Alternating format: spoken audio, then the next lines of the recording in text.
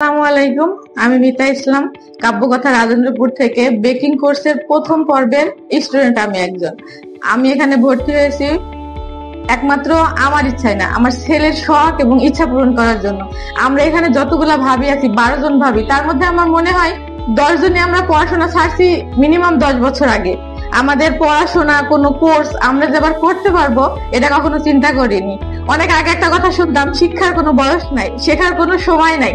আমি নিজে আজকে এখানে এসে সেটা প্রমাণ করতে পারলাম যে সংসার জীবনের 15 বছর পরে পড়াশোনা শেষ করছে আজ থেকে 17 বছর আগে, এবং তারপরে 15 বছর পরে আসে যে শুধুমাত্র সন্ধ্যা মিস, মিতু মিস এবং কবি স্যার এবং কাব্যকথার সহযোগিতায় সবাই আমরা অনেক সুন্দরভাবে বেকিং কোর্সটা শেষ করতে পারছি।